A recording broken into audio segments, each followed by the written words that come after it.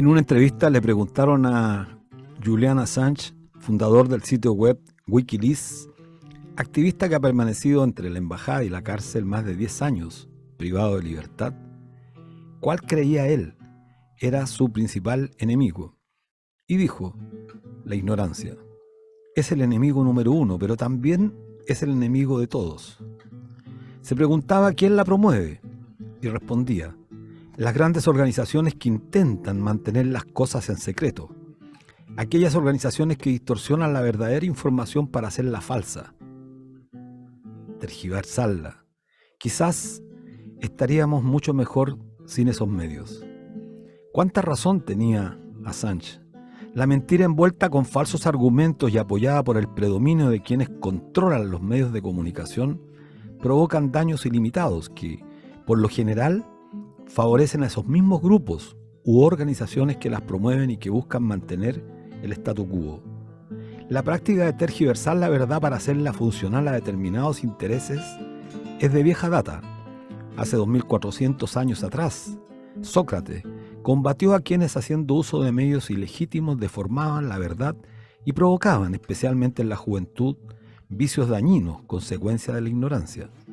La virtud por mantener en alto la verdad solo sería posible con aquellos que superaran la ignorancia. Hubo de pagar con su vida el precio de mantenerse fiel a la verdad. En la era presente, caracterizada por el colosal desarrollo de la tecnología que ha impactado radicalmente el área de las comunicaciones, las sociedades actuales, en gran medida, están prisioneras de quienes construyen la realidad.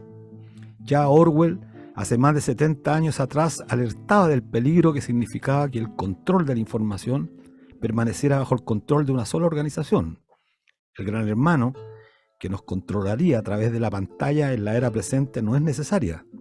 Hoy, cada uno de nosotros portamos un chip que permite a quien diseñó y entrega el servicio controlarnos a través de los dispositivos móviles. A través de ellos somos clasificados, ordenados, y recibimos, de acuerdo a la selección algorítmica, satisfacción a nuestros requerimientos, que cada vez son más limitados y que, además, condicionan nuestra manera de pensar. Las grandes organizaciones, como describía Julian Assange, son las grandes corporaciones que controlan las telecomunicaciones, las finanzas, el comercio exterior, el transporte aéreo y marítimo, controlan todo. Son quienes controlan las cadenas televisivas, los sellos discográficos, el arte y el cine, y que han decidido qué ofrecer, qué ofrecernos, pues conocen a priori nuestras demandas. La ignorancia es la antípoda del saber. Quien sabe, quien conoce, puede interpelar, puede criticar, puede adquirir la suficiente fortaleza para liberarse de la mentira con la cual permanentemente se adormece a nuestra sociedad. En los tiempos actuales es tal el nivel que adquiere la ignorancia que muchos ciudadanos del mundo, pertenecientes incluso a países que hasta ayer se mostraban como, comillas, desarrollados, hoy son capaces de mostrarse indiferentes ante el genocidio que afecta a millones, por ejemplo, en Palestina, y en cambio mostrarse muchas veces furibundos partidarios de apoyar la causa de Ucrania llevada adelante con claros intereses para la industria armamentista. Es el vicio de la ignorancia, que opera como somnífero y hace perder una de las virtudes más importantes de los seres humanos, su voluntad, su libertad. La libertad tan pregonada por la derecha en todo el mundo no es más que una utopía que permite justificar la libertad para que el capital, de la mano de las grandes corporaciones, recorra el mundo buscando ganancias, aunque ello implique potenciar las fuerzas destructivas de la humanidad que se expresan en las guerras fratricidas. La verdadera libertad de la humanidad solo será posible alcanzarla combatiendo la ignorancia que promueven los defensores del statu quo. De lo contrario, todo puede ser incluso peor.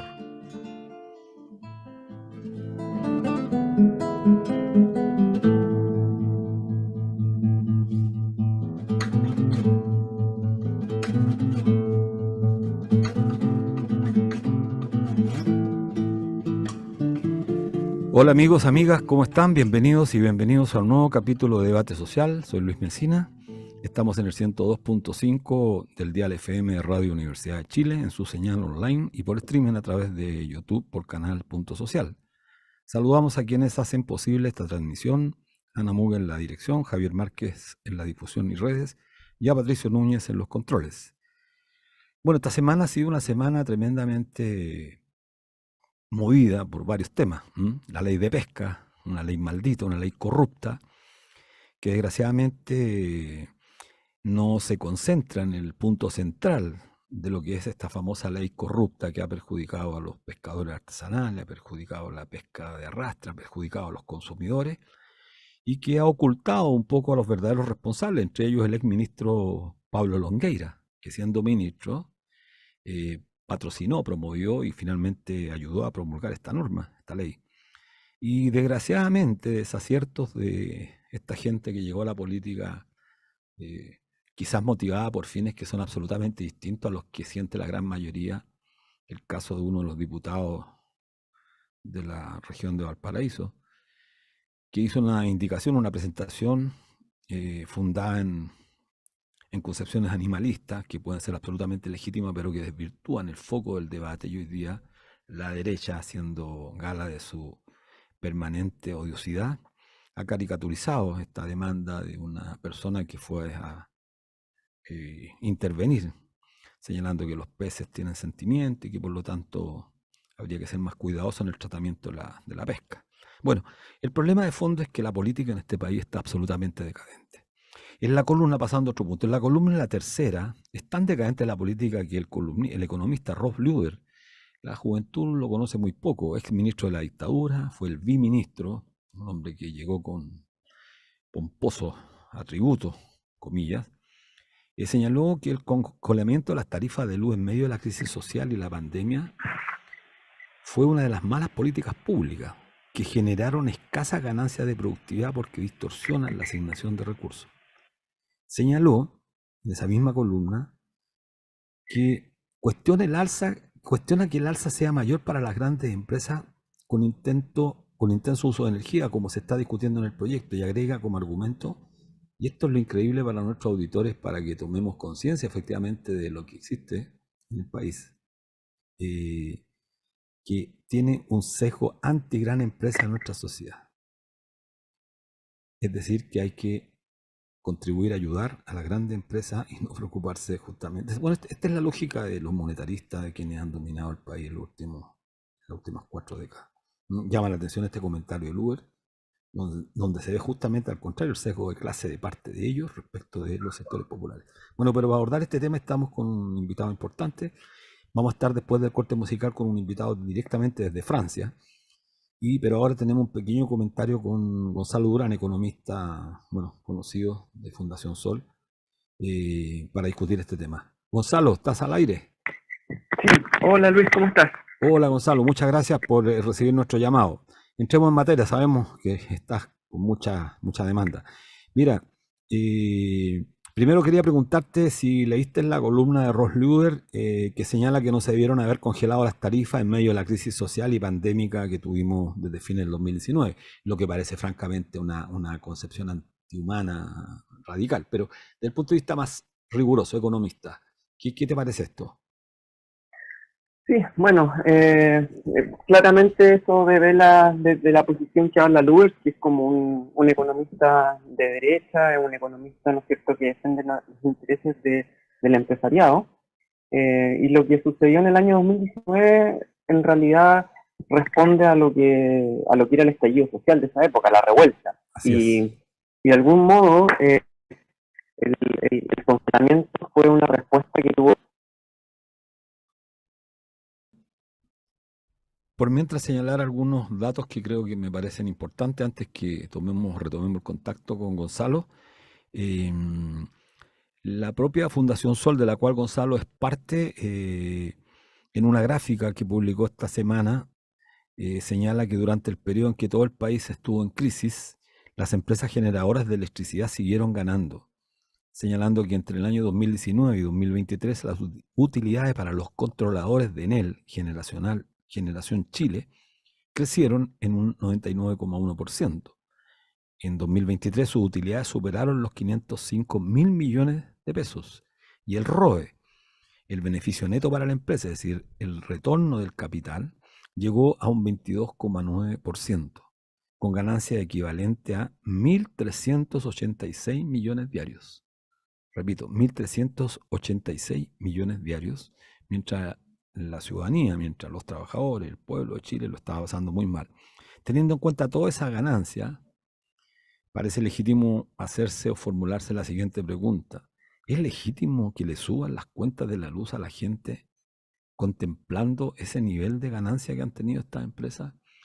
Y que no hay que perder de vista que estas empresas son empresas que fueron públicas, fueron empresas construidas con el aporte de todos los chilenos. Utilizan agua. Estas empresas utilizan mucha agua para la generación de electricidad. Y esa agua es nuestra, es de los chilenos, de las chilenas. Nunca nos hemos preguntado cuánto pagan ellos, cuánto nos pagan por utilizar el agua, que es también agua pública, agua de los chilenos. Entonces estamos frente a un dilema y por eso hace poco la Confederación de... Ok, ahora retomamos con Gonzalo. Gonzalo. Sí, Luis, ¿me escuchas? Sí, ahora te escucho muy bien. Bueno, te preguntaba yo que recién hacía alusión yo a la gráfica que publicó Fundación Sol respecto a las utilidades que obtuvieron los controladores de Enel, Generación Chile, que crecieron más de un 99,1 y que el 2023 obtuvieron utilidades superior a los 505.000 millones. Y la pregunta que nos hacíamos, si es legítimo que le suban las cuentas de la luz a la gente contemplando el nivel de ganancia que tienen estas empresas. ¿Qué te parece eso? Sí, aquí es súper relevante ese punto, porque las empresas, las generadoras, dicen que están con finanzas estresadas. Sí, Ese es el concepto que ellos ocupan. Y parece raro ese calificativo, entendiendo que las ganancias al día pueden ser cercanas a los 2 millones de dólares. Entonces, sí, imaginemos... 386 millones diarios. Eso es lo que publicó Fundación Sol. Sí. Claro, 1.866 millones diarios si utilizamos el indicador del EBITDA, que es lo que en general se ocupa para ver cuánta plata se queda en el bolsillo. Y eso considerando también que en el periodo de congelamiento de las tarifas, entre el 19 y el año 23, el aumento fue de casi un 99%. Entonces, sí, brutal eso, sí. Imaginemos lo que hubiera pasado si es que ellos hubiesen aumentado en el fondo las tarifas, están ganando a manos llenas. Sí. Y ahí entonces es la pregunta, hasta qué punto como sociedad estamos dispuestos a que recursos estratégicos como la energía, que antes era un recurso que está en manos de una empresa pública, claro, hoy en día esté en manos de estas empresas privadas que en el fondo pueden seguir ganando a manos llenas, incluso ofreciendo servicios que son de una calidad bastante deficiente. Ya lo hemos visto con las lluvias que han afectado, ¿no es cierto?, en la capital y en otras partes, y la luz se corta de inmediato porque la mantención que hacen estas empresas también es de baja calidad. Entonces ahí hay un debate de fondo que tiene que ver qué es lo que pasa en el fondo con estos recursos estratégicos y el debate sobre la propiedad, sí, bueno, sobre lo público y lo privado. Así es, mientras estábamos en el corte tratando de retomar el contacto contigo, justamente hacíamos una pequeña reflexión sobre el particular. Además, estas empresas para la generación de electricidad ocupan agua pública, de los ríos, los lagos de nuestro país. Sobre eso tampoco hay claridad respecto de cuánto el uso, el pago que hacen estas compañías. Quiero plantearte otro tema. Mira, averiguando sobre quiénes son los dueños de las empresas generadoras de electricidad para nuestros auditores, nos encontramos con que se repiten los mismos nombres. Luxit, Angelini, Mate, la Larraín Vial, la AFP, Habitat, Cuprum, Capital, es decir, están íntimamente vinculados, ligados. ¿Cómo entiendes tú estas vinculaciones, Gonzalo? Sí, esto es parte en el fondo de la cultura de la acumulación de capital, de la hacienda, por así decirlo, que los grandes grupos económicos en el fondo se fortalecen a través de comprar bancos, pero también tener propiedad en empresas que son estratégicas en el insumo de ciertos recursos y los costos. Hay que pensar que, por ejemplo, las empresas mineras son el sector que más consume electricidad en Chile. Por sí solo la minería del cobre representa casi el 37% del consumo eléctrico. Total, claro. Si a eso le sumamos las demás empresas y las industrias, es la mayoría. En el fondo el consumo residencial no es lo más importante. Y ahí hay una pregunta de fondo que tiene que ver con que el costo que nosotros estamos ahora subiendo, vamos a pagar más, es básicamente una especie de subsidio cruzado, ¿no es cierto?, al gran empresariado, y es el que más consume la electricidad en Chile. A nivel mundial, vamos a ver que Chile es uno de los países que tiene los costos eléctricos más altos. En América Latina estamos ahí junto con Uruguay, pero en los dos primeros lugares. La diferencia con Uruguay, que tiene una cantidad impresionante de sectores públicos. Además, la energía eléctrica en Uruguay es pública, no es privada. Claro, exactamente. Entonces, ahí estamos frente a una situación donde claramente el capital, en este caso las empresas que están ahí interviniendo en el debate, lo muestran claramente, están pasándole la pelota ahora a que el gobierno sea el que pueda poner subsidios y pueda calmar un poquito, ¿no es cierto?, este descontento Sí. que está sucediendo en la ciudad. Oye, pero Gonzalo, Como bueno, están, la gente va a tener que pagar más o quieren cobrarle más a la gente común y corriente, a los trabajadores, a las trabajadoras. Y el gran empresariado, todos sabemos que tiene fórmulas para pagar menos, tanto lícita como ilícitamente. Eluden, evaden, buscan contablemente cómo ocultar los pagos que tienen que efectuar. Entonces, el trabajador es el desamparado. La deuda que señalan actualmente de 6.500 millones de dólares. Según tu opinión y la que Fundación Sol ha estado, entiendo, trabajando, ¿cuál podría ser una salida que no afecte a la población más empobrecida? sí, claro, ahí la salida inmediata es la salida que está proponiendo este gobierno, que es como un poco la salida del chaleco salvavidas, ¿no es cierto? O sea, estamos en pleno invierno, se les ocurrió hacer esto ahora, y en ese sentido, como la cuestión práctica es entregar estos bonos que un Sí, poco los ayuden, pero eso no puede ser en ningún caso la salida estructural. La salida de fondo aquí tiene que ver con un debate a nivel nacional donde pongamos en el fondo las empresas públicas y los recursos estratégicos que estas empresas públicas deberían tener. O sea, las empresas privadas que hoy en día se adueñaron de esos recursos estratégicos, también deberíamos discutir si es que queremos que eso siga siendo así.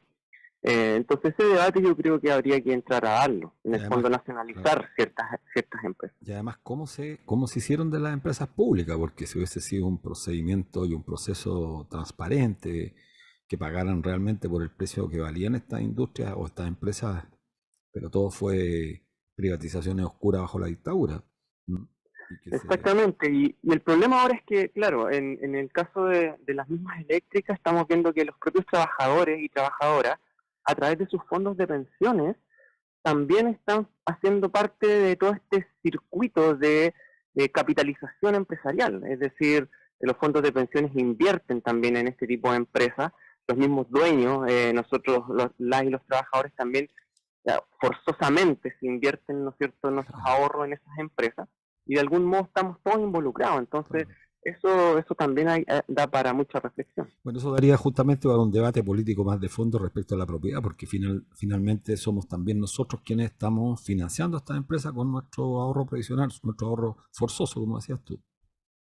Claro, claramente, ahí es cosa de recordar lo que pasa con empresas del grupo Luxix, por ejemplo, que las y los trabajadores están poniendo como parte de su ahorro cerca de 6.000 millones de dólares, ¿no es cierto? Y eso claramente estos grupos empresariales lo utilizan como capital fresco, es la manera que tienen para obtener un financiamiento para sus inversiones y por supuesto para aumentar sus niveles de acumulación. Eso no pasa en todos los países, aquí tienen esa gran ventaja, entonces tenemos una suerte de capitalismo que está dopado, ¿no es cierto? Tiene este hándicap o esta idea de droga que lo hace funcionar mucho mejor que otros países, y eso también debería llamar para la reflexión de Claro. los propios liberales, que siempre apuntan a que esto tiene que ser en igualdad de condiciones, etcétera. Sí, bueno, Gonzalo Durán, economista destacado, investigador de Fundación Sol, te damos las gracias por haber recibido nuestro llamado y nos vemos pronto, Gonzalo. Un abrazo grande.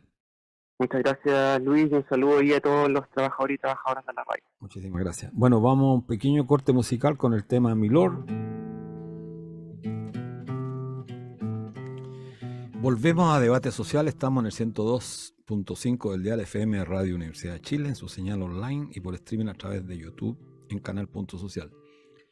Bueno, hoy estamos con un amigo que hace mucho tiempo queríamos estar con él, Luis Casado, ingeniero y comunicador, impulsor de la publicación digital que cada día gana más adeptos en Chile, política. Luis reside en Francia desde hace muchas décadas, es ingeniero del CESI, Centro de Estudios Superiores Industriales de Francia, y ha seguido de cerca todo el proceso político electoral que está viviendo Francia en estos momentos. Y bueno, un gusto tenerte en nuestro programa Debate Social, Luis Casado. Para mí un gran placer, tocayo, de verdad. Sí, Felicitaciones al equipo técnico, me parece alucinante. Cuando nosotros éramos jóvenes esto no existía. sí, sí.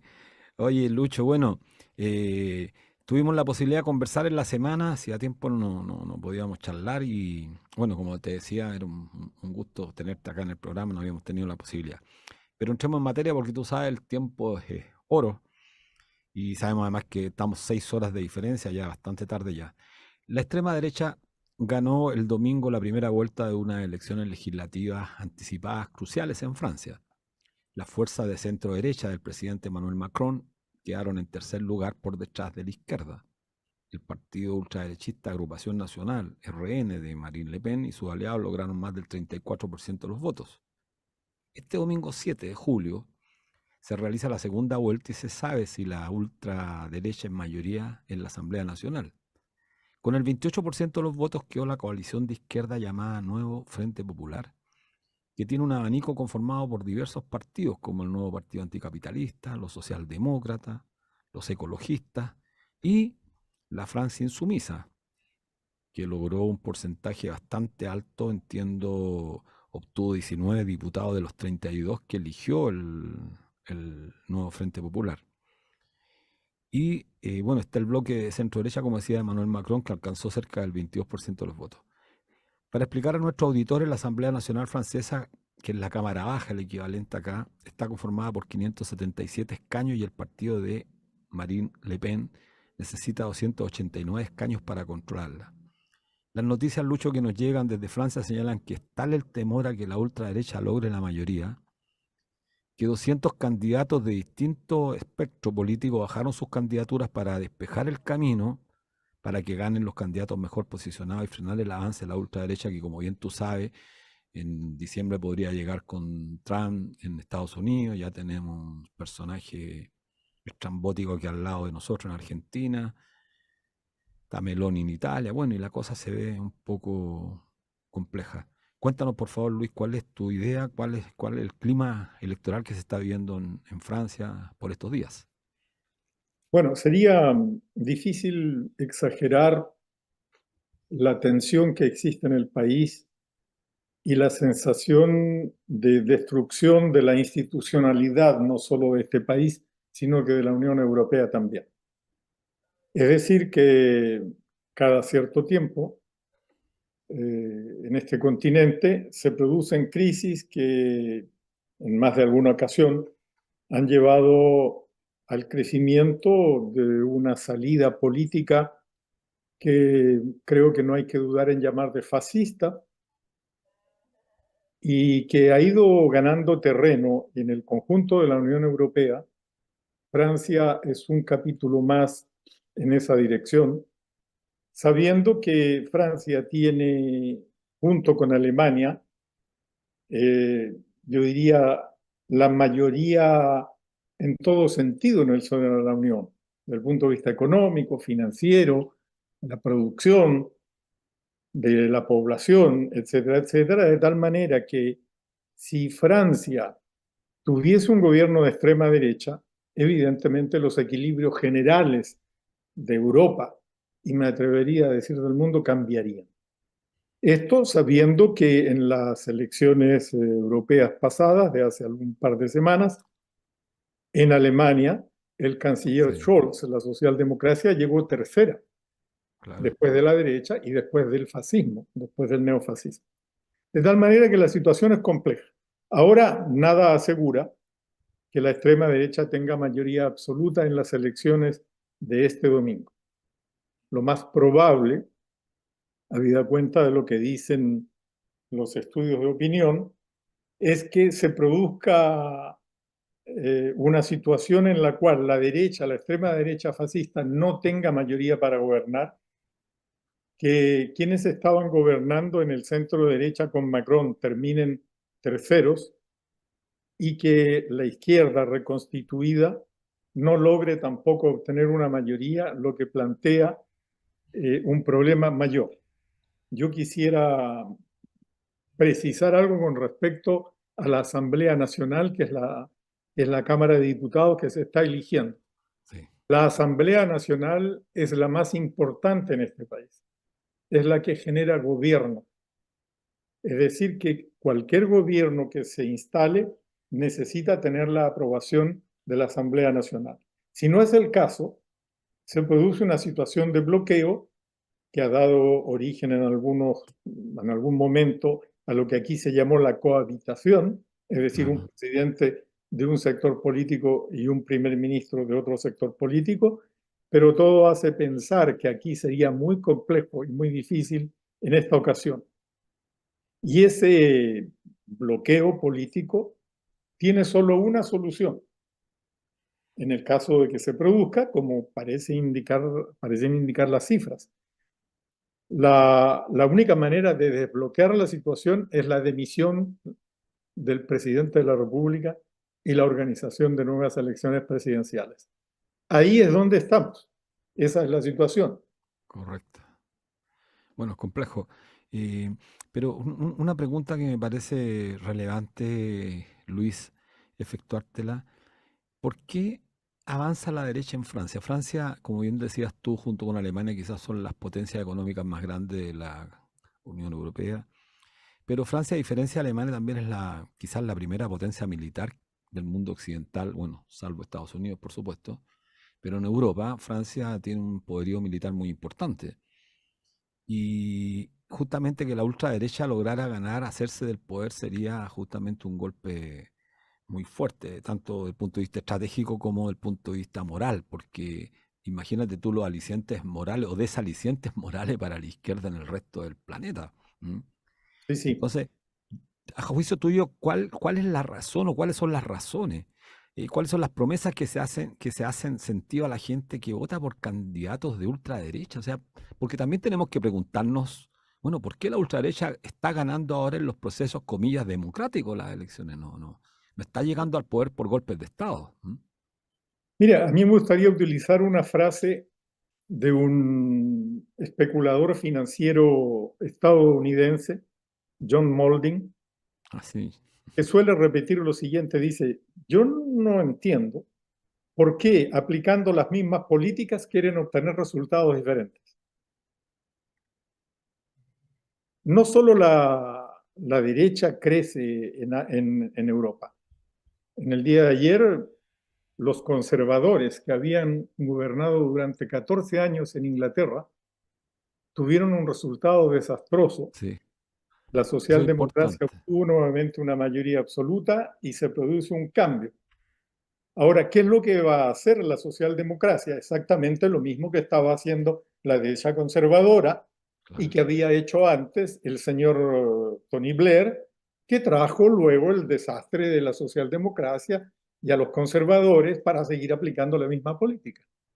De crisis en crisis, en Francia en particular, la masa de la población tiene la sensación de que nadie la escucha, de que quien quiera que esté en el gobierno, los privilegiados son siempre las multinacionales, el gran capital, la economía liberal, y los grandes perjudicados son los sectores sociales más modestos, con la destrucción de los servicios públicos, lo que ocurrió en Inglaterra.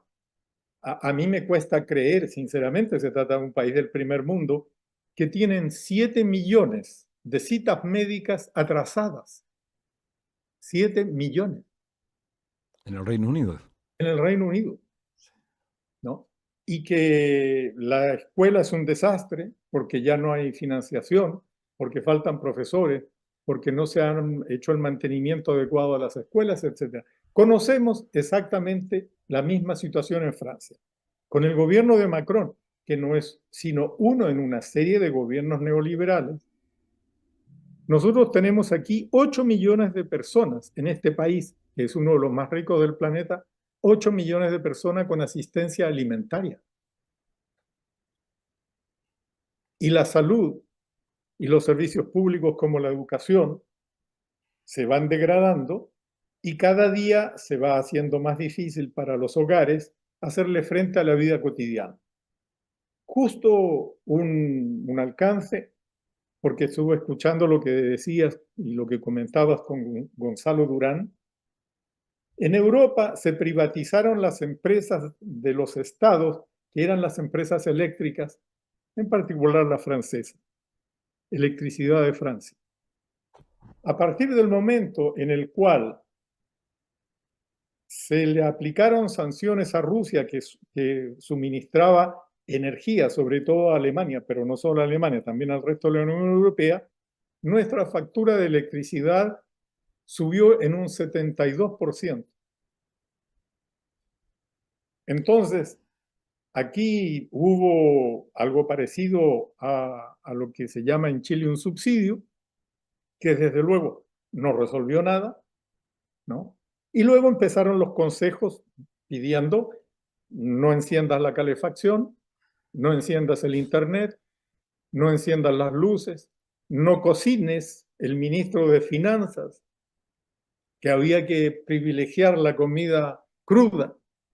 Quiero decir, una situación ridícula en uno de los países más ricos del mundo, que se tiene que privar del uso de la electricidad porque no la podemos pagar. Qué terrible. Entonces, cuando se produce una situación de este tipo, una buena parte de la población que se entiende traicionada por unos y otros encuentra en un discurso irresponsable, fascistoide, discriminador, yo diría el sueño de una salida. Porque siempre el culpable es otro. El culpable es el señor que no es blanco como tú y yo, o que no es tan moreno como tú y yo, o que viene de otro país, o que tiene un nombre raro. Es decir, siempre hay alguien que no es efectivamente el culpable ni el responsable de nada, que simplemente sufre junto con esas familias los mismos problemas que sufre todo el mundo. Pero eso facilita la vida. El responsable es el inmigrado en un país que desde el Imperio Romano está incorporando población extranjera durante siglos. Entonces ya ves, la responsabilidad del crecimiento de la extrema derecha y del fascismo viene de la desesperanza de quienes ven que un modelo económico injusto está simplemente probando a la inmensa mayoría de la población, privándola de sus derechos más esenciales. Yo señalo, porque ustedes también lo comentaron, que el presupuesto más alto del gobierno francés, de los servicios públicos, es el de la educación, 60.000 millones de euros. Y estos señores dijeron que eso era inaceptable, que era impagable, que cuesta muy caro. ¿Sabes tú cuánto dinero le da el Estado en subsidios a las grandes empresas multinacionales? 4 veces esa cifra, 248.000 millones de euros. Es decir, quien cuesta caro aquí es la empresa privada, no la educación. Bueno, esas cifras son escalofriantes porque develan, Lucho, develan lo que está ocurriendo prácticamente en todo el planeta o parte importante del mundo occidental, que es justamente la captura del Estado por los grandes consorcios financieros, por los grandes grupos económicos. Si en la década del 60, 70 los pueblos luchaban por tener un Estado transformador, un Estado que se pusiera efectivamente al servicio de las grandes mayorías, lo que hemos observado hoy día es que estos estados se han convertido en instituciones de represión, instituciones que capturan los recursos públicos, capturan los impuestos, pero para devolvérselos justamente a los más ricos. Entonces, entramos en materia concreta.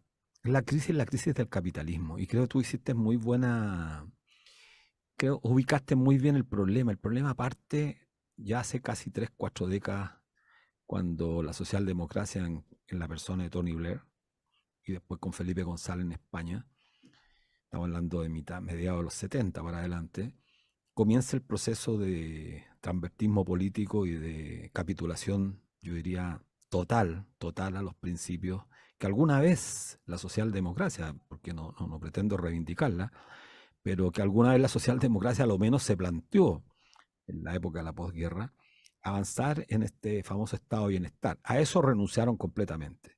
y lo vemos acá en Chile, lo vemos en los distintos países, y por eso es probable y es posible que la derecha avance yo diría, tan resueltamente. O si la izquierda retrocede, es evidente que la derecha va teniendo mucho más peso. ¿Cómo ves este proceso tú de la izquierda en Francia, Luis? Acá De la hay un izquierda que se proceso plantea transformaciones, no esta izquierda que ya no solamente administra el Estado, como diríamos en el pasado, el Estado burgués, sino que además lo consolida, ni siquiera se atreve a modificarlo. forma parte de él. Claro. Esa izquierda forma parte de un esquema de dominación y se ha prestado para consolidarlo no solo en Chile, también en Europa, de tal manera que hay una reconstrucción de un pensamiento político, de una práctica política, de un proyecto, de un programa que vuelve a poner a la orden del día al trabajador, al asalariado, a quien genera la riqueza, a la inmensa mayoría de la población, los servicios públicos. Algo que en Francia, después de la guerra, ni siquiera fue la obra de la socialdemocracia, fue la obra de Gaulle. Fue De Gaulle quien creó las empresas públicas de este país, que se ocupaban de lo esencial, ¿eh? Quiero decir, el agua potable, la electricidad, el gas, los transportes, las carreteras, la educación, la salud, todo eso fue obra del gaullismo. Hoy día un De Gaulle, quiero decir, perdón, un golista de ahora, se asocia con los fascistas para lograr mayoría. Esto da la medida del retroceso gigantesco que se ha estado viviendo internamente. Y la socialdemocracia, que en algún momento contribuyó a la construcción de lo que se llamó el estado del bienestar, ha ido destruyendo pacientemente cada uno de esos avances que había logrado Francia, cada uno de ellos. No solo en el ámbito de la educación, se privatizó el agua potable, se privatizó el gas, se privatizó la electricidad, se privatizaron las carreteras, se privatizó la seguridad. Y el resultado es lo que tenemos. Todo el mundo quejándose por la inseguridad, a pesar de que la seguridad, incluso ella, se transformó en un mercado.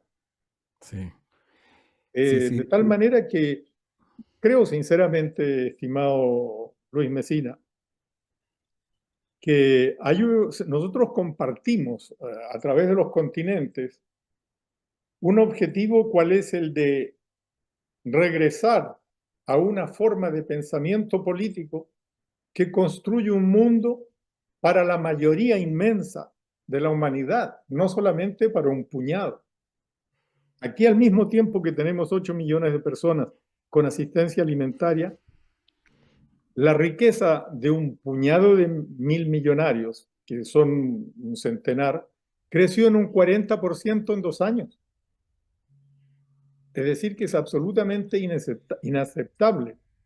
Si uno toma, por ejemplo, desde los años 80 en adelante, la disminución de los impuestos ha logrado hacer que las empresas doblen su beneficio anual. Masivamente eso cada año hace una suma, pero realmente alucinante. Cae el crecimiento, porque no hay poder adquisitivo en la inmensa masa de la población, y siguen bajando los impuestos para ver si logran revertir una situación que contribuyeron a crear ellos mismos. ¿Cómo explicamos eso de manera sencilla para que todo el mundo entienda que el responsable no es el pobre del lado, sino el millonario de arriba? Bueno, ese es el desafío que tienen los pueblos, porque hablar hoy día de izquierda en realidad creo que requiere de muchas precisiones, porque hablar de izquierda no es hablar de los partidos que en el pasado enarbolaron las banderas de la izquierda. Caso chileno, Partido Socialista, Partido Comunista. No te quise preguntar, interrumpirte por el Partido Comunista en Francia, que controlaba la Central General de Trabajadores, que fue en su momento uno de los partidos más grandes después del italiano, y que lamentable y desgraciadamente también han ido formando parte de esta política que ha renunciado justamente a la defensa de derechos fundamentales. Pero aprovechando que estamos aquí con Luis Casado, para nuestro auditorio de Radio Universidad de Chile, quisiera llevarte una pregunta distinta, cambiando un poco el enfoque. ¿Cómo se ve Chile, Lucho, desde Francia? con todo su ecosistema político. ¿Cómo lo ves tú de allá? Tú fuiste un militante de la izquierda chilena en la década del 70, te tuviste que exiliar y me sorprendió mucho conocer, no sabía eso, que militaste junto en la dirección del Partido Socialista, la Juventud Socialista, con Carlos Lorca, el gran Carlos Lorca para nuestros auditores, de los verdaderos socialistas. ¿M? Estos socialistas que querían hacer socialismo, que eran anticapitalistas, que lucharon por un mundo mejor. Cuéntanos un poco cómo se ve Chile desde Francia, Luis. Yo lo digo con un poco de vergüenza propia y ajena, porque a mí, y no solo a mí, a millones de personas en la Unión Europea, en Francia, nos asiste la convicción de que la Unión Europea se transformó en un protectorado de Estados Unidos. La Unión Europea no tiene política exterior independiente, autónoma, ni juega un rol cualquiera en absolutamente ninguno de los conflictos económicos, financieros, políticos, militares o de lo que sea en el mundo. Y lo digo con vergüenza por una razón sencilla, porque cuando miro hacia América Latina o a Chile en particular, lo que veo es otra colonia de los grandes poderes financieros del planeta, tal y cual nosotros lo sufrimos acá. De tal manera que resulta penoso escuchar a algunos representantes de intereses franceses ir a Chile y decir, oye, pero es que tú todavía no me has dado todo lo que yo quiero. Es decir, ¿quién hace la ley en Chile? ¿Los chilenos o las multinacionales francesas, alemanas, italianas, españolas, norteamericanas o lo que sea? Es decir, incluso la noción de soberanía, la noción de independencia se ha perdido, y cuando uno mira hacia Chile, la imagen que recibe tiene exactamente el carácter que tiene el que la observa. Si yo soy alguien que busca invertir para obtener un retorno de la inversión que sea muy alto, pues yo me voy a los países en los cuales es tutear y correr a abrazarse. No me voy a un país en el cual me exigen determinadas cosas. Desde ese punto de vista, África hoy día está viviendo un periodo en el cual están expulsando a las potencias coloniales para recuperar un poco de lo que han perdido a lo largo de siglos. Alguien dice, oye, es que hay inmigración. Claro, si tú saqueas y practicas el pillaje en África e impones guerras para imponer tu poder, ¿cómo no quieres que haya exilio o que no haya inmigración? Pues en América Latina, en Chile, es más o menos de lo mismo. Es decir, si yo llego allí y dicto mi ley de capital que viene, pues simplemente el que manda soy yo. La Porque, decisión no se toma en el Parlamento, la decisión no se toma en la moneda. Esa es la visión que tenemos. Y cuando uno lee la prensa, o lo poco de prensa que hay en Chile todavía, se sorprende al leer que los empresarios chilenos, a través de sus organizaciones, solicitan aún más facilidades para la inversión. claro, claro, si este es un país ya extremadamente liberal. Quería preguntarte sobre ese mismo particular, porque Boris llegó hace 2 años al poder acá. La revista Time lo publicó como la nueva izquierda, la más importante, en primera, la portada, le regaló una portada y generó muchas ilusiones en muchos países. La izquierda dijo, bueno, aquí tenemos un joven revolucionario que viene a cambiar el mundo. Y además en su retórica, un poquito antes de asumir, señaló que ahora iba a ser el momento de la sepultura del neoliberalismo. Bueno, desgraciadamente tú en 2 años esto ha sido peor. ¿Cuál es la opinión que tienes del gobierno desde la distancia? Bueno, no has dejado de ser chileno, vives en Francia, pero junto a muchos franceses y chilenos que viven en Francia, tendrás una opinión de esto, especialmente cuando viste en la gira última que hizo, a propósito de la OTAN, de lo que tú planteas, eh, este abrazo de tan sentido de Boric con Zelensky, y que tú sabes que solamente Milei y Boric apoyaron a Zelensky, no así los demás mandatarios de la zona. ¿Qué te genera eso? Bueno, a mí, bueno, no solo a mí en realidad, aquí hay conversaciones, desde luego, con toda la comunidad chilena, que es numerosa, Sí, variada, y ahora con los nuevos jóvenes que ya son universitarios, profesionales, investigadores, etcétera, simplemente la de una profunda tristeza, ok. porque Es una decepción más, y digo una más porque desde el regreso de esta curiosa democracia, el pueblo de Chile, el país en su conjunto, simplemente ha vivido un régimen político que favorece la inversión, el capital, y que se olvidó de que hay una población que vive y produce en ese país y genera la riqueza que se llevan otros. Así es. El abrazo a Zelensky, sinceramente, es penoso. Aquí hay un señor que vino a explicar algo diciendo, mire usted, si usted pone al payaso como rey, no hace del payaso un monarca, transforma en circo al reino. Sí.